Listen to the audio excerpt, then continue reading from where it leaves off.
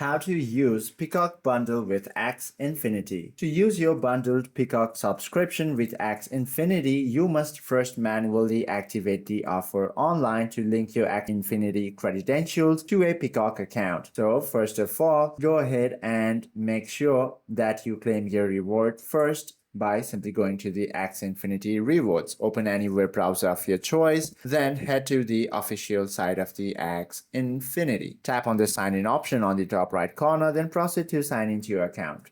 From there, you should be able to access the reward panel by simply tapping on these three horizontal lines on the top left corner. From here, scroll downwards until you find the rewards option. Once you log in, from there, you will find Get Peacock Premium at no extra cost option. Tap on the select Get This Reward and you will receive a setup email within a few hours. Once you have gotten that email, you simply have to now link your Peacock account. So go ahead and after clicking your activation link or banner, you will be redirected to the Peacock site itself. From here, you simply have to tap on this login option or sign in option, then enter the email address you want to use for the Peacock, then create a password and click the activate your account, and your account status will instantly upgrade to premium.